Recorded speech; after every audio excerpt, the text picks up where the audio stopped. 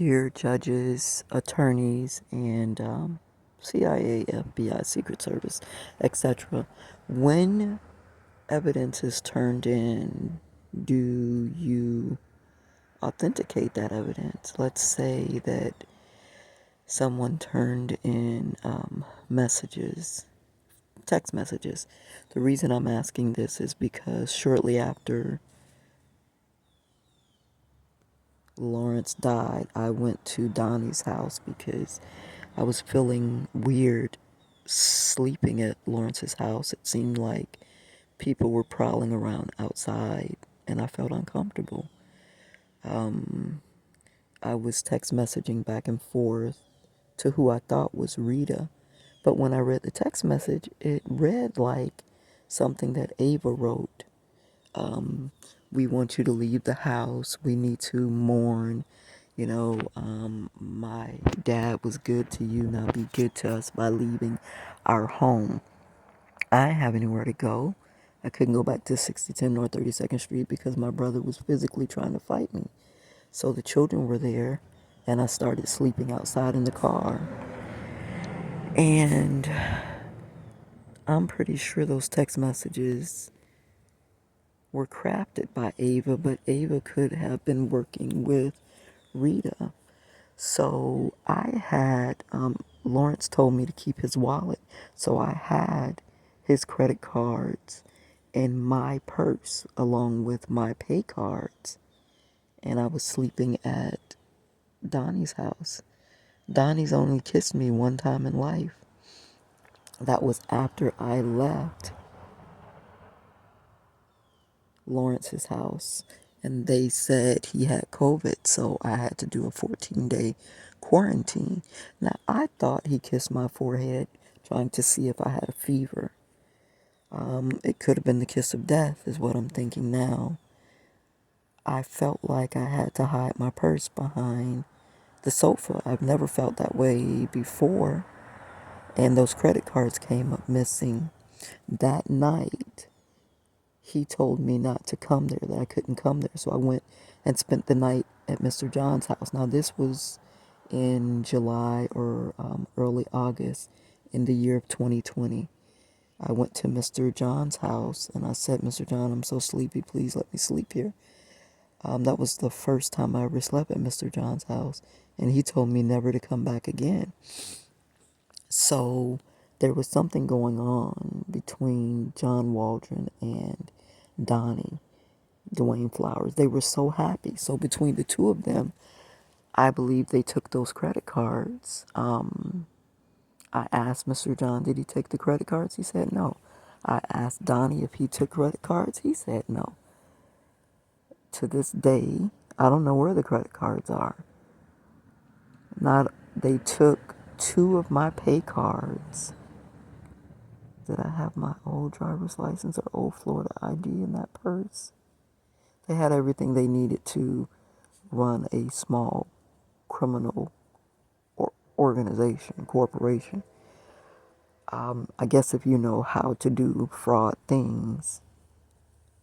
So I'm saying this now because FBI, CIA, you guys, if they have been moving money onto cards with my name on it, I didn't give anybody permission. I should have reported it stolen. That's where I fall short. I didn't report it stolen.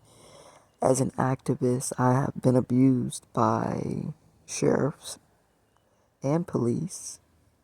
The detectives didn't take me too serious the last time I went to the Tampa Police Department and gave them a letter asking them to go and investigate a shooting when I was working at Rogers Park. I got shot at. And I keep telling people what happened to me. At that time, I was telling people, and they were like, oh, you crazy, you crazy. So I asked them to please go and look for the bullet so that people can stop calling me crazy. My brother mostly.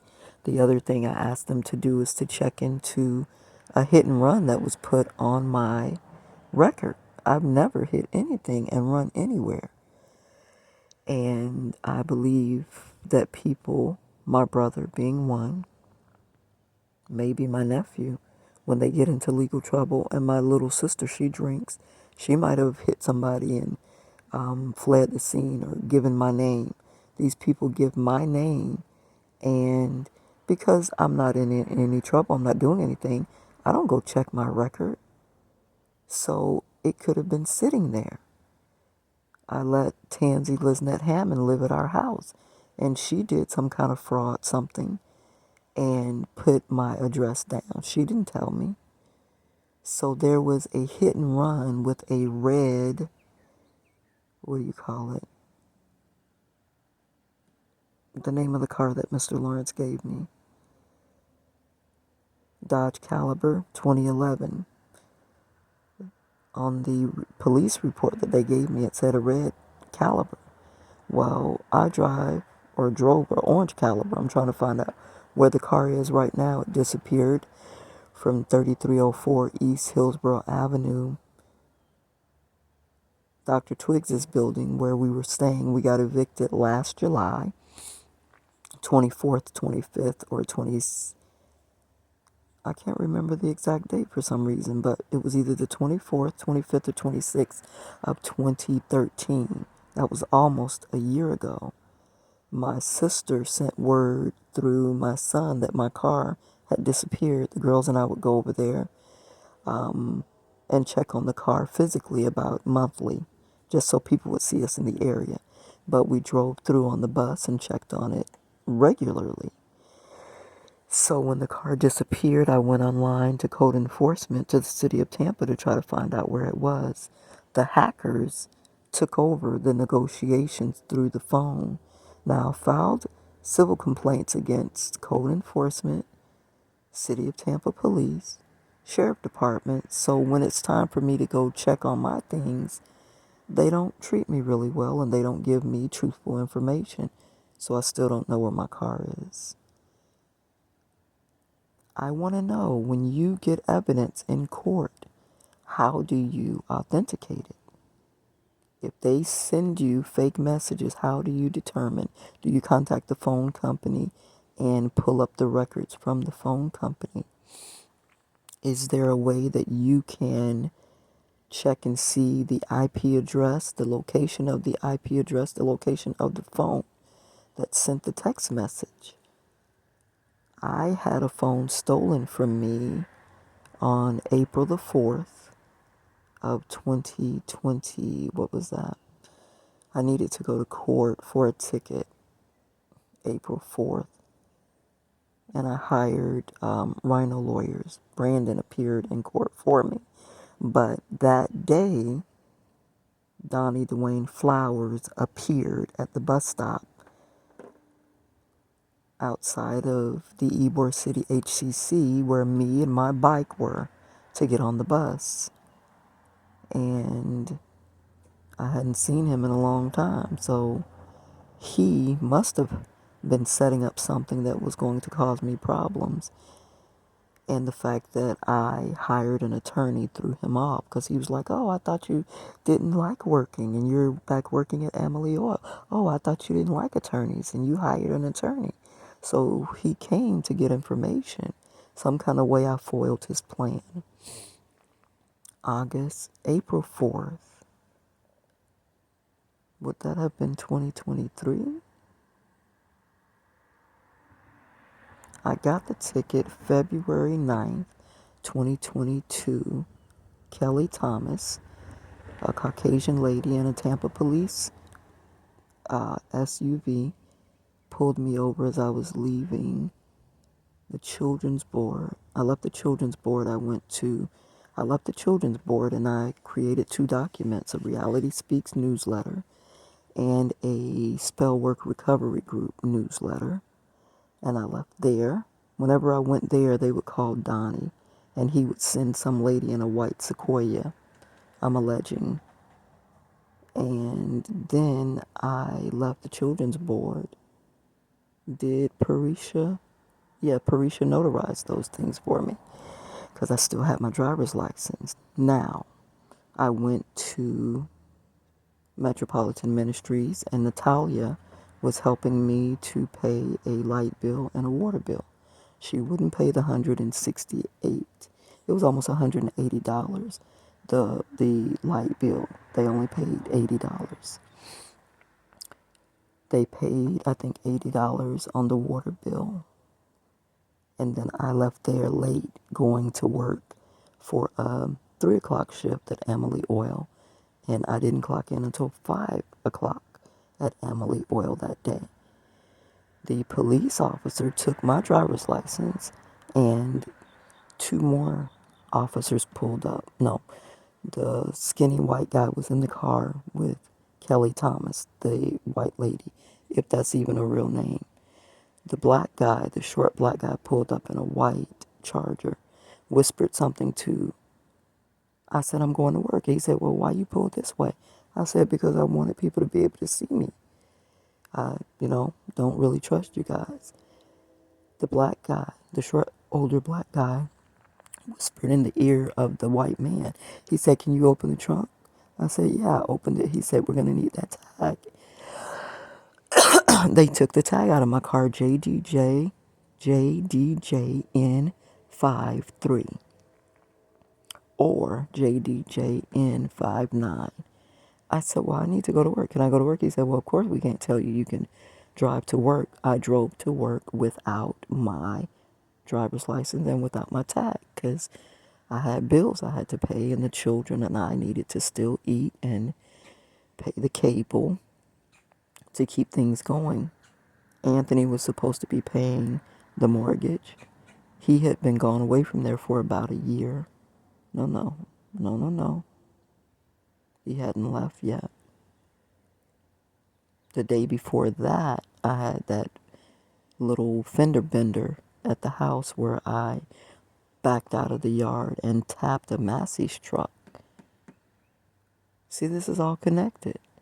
And Tampa police officer C.P. Eason came and wrote an accident report. I said, I know you're not trying to charge me with a hit and run because I left earlier and came back and the police were at the house. And Anthony was saying that the Massey truck driver, which was a young black guy, said that I hit the car and ran off. But the young boy told me he told Alex there was no damage and I could leave. And I did leave. Alex asked me to take him to the bank because he wanted to go get money out of an account he closed. He said his phone was dead. Could he use my phone? I said, sure. So he took my phone into the bank, used it, and that was February the 8th of 2022.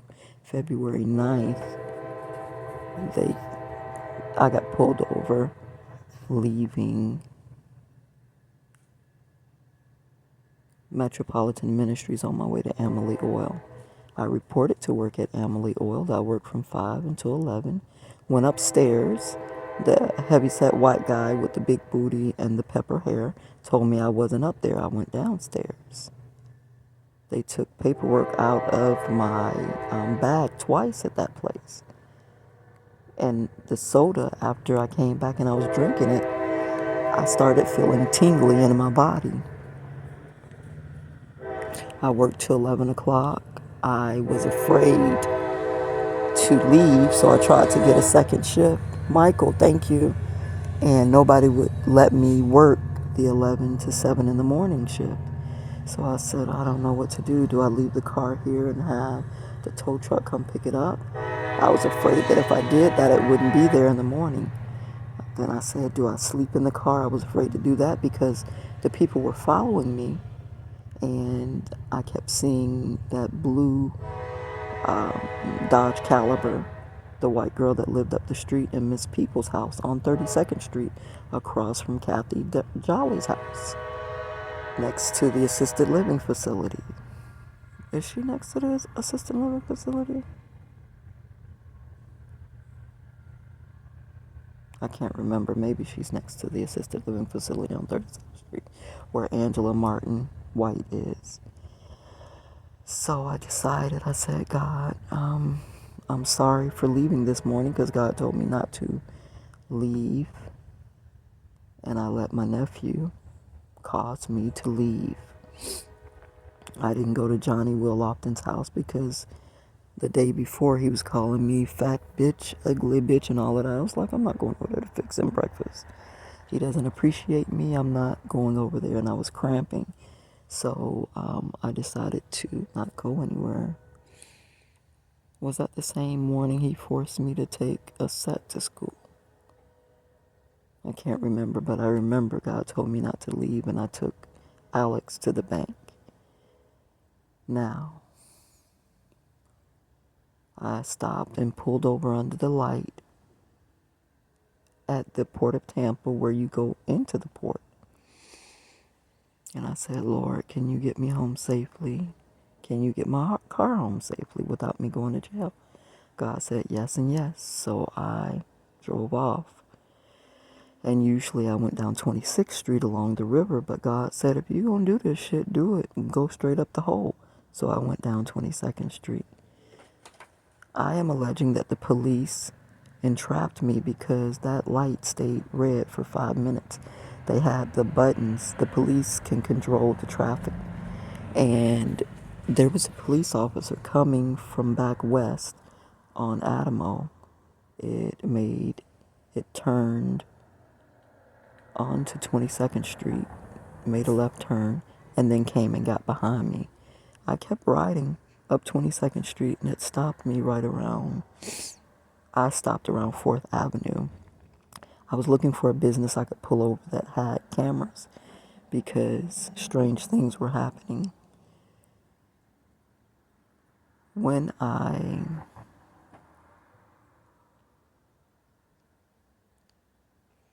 pulled over the same guy that I saw at the children's board, the fat chubby officer, which might have been a fake officer, came to me and said, let me get your license. You don't have a tag. And I said, yeah, no, they took it earlier today. He said, no, you mean a couple of days ago? They didn't take that today. I said, yeah, they did. So I found the ticket. I gave him the ticket. He went to the back of the car.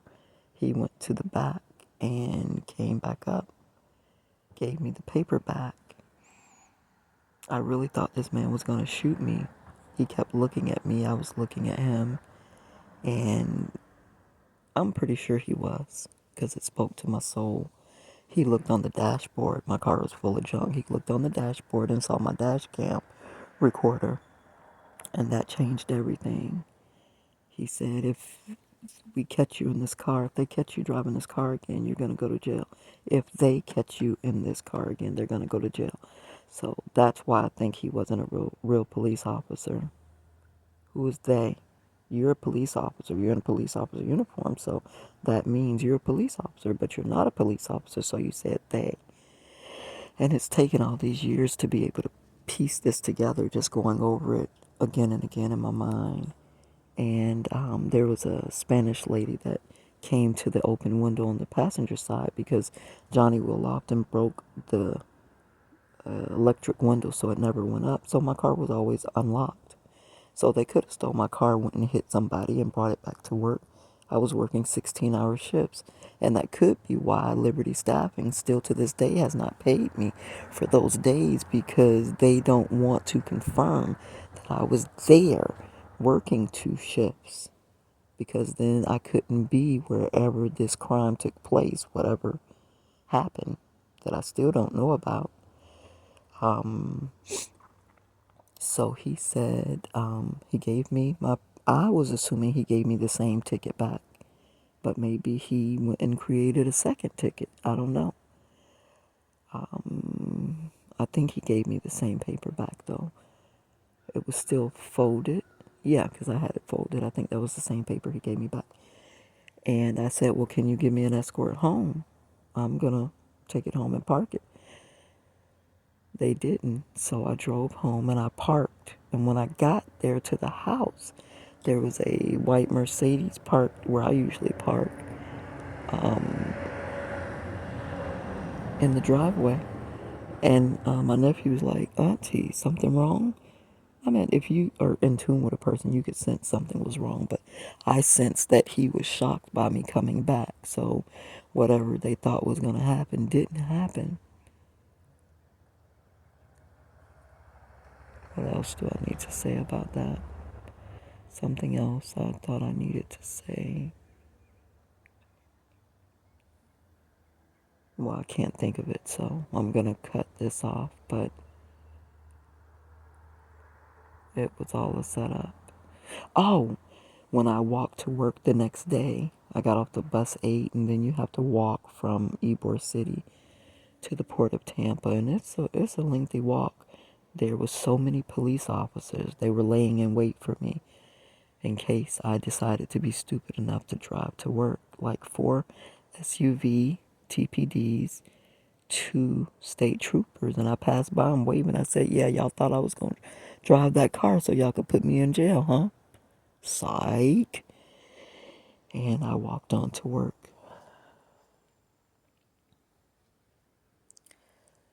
This can be, well, I did hire Brandon with Rhino Lawyers. I paid 100. How much did I pay? I had to go pay $39 to the balance on Thursday. I hired them on April 4th, the day of court. That should have been a Monday. That Thursday, I went in and paid $39 cash. And when the lady, the receptionist, white-haired lady, she said, "Oh, you don't have to appear in court." So that could have been a setup too. They didn't want me to come to court because there was a doppelganger that was going to appear, or they were going to do something that they didn't want me to fight against. But the day that I didn't go to court, I told them I had to go to work. I went on campus, on the port, to get a job at logistics, Lakeland Logistics. And I left the phone in a bag and I hung it on the bicycle. And I stopped at the little restaurant that is on the way to the port. And I'm alleging that Donnie or John Waldron had somebody to come and take that phone out of the basket, off the bicycle basket, off the bicycle. And that phone is a phone that Donnie gave me anyway. So he gave me that phone so that I could put all my personal information and personal contacts in it, because he is a scammer. So they didn't want to just scam me. Anybody I talked to were potential for their scams. I believe that now. I had no clue back then when he gave me the phone. That's why he gave me the phone. Mr. John did the same thing, gave me and my children phones, and all those phones disappeared. So what they do, they'll give you a phone. You use it, you put all your personal information in it. They have my device set on it, and then when they're ready to take it back, they find where the phone is, and they send somebody to come and steal it back from you. And you think you just lost it, when really they stole it back. And now they have all your personal information to scam you and to scam other people. So if anybody was scammed as a result of me having their information, I apologize, and I pray and hope that your life will be restored.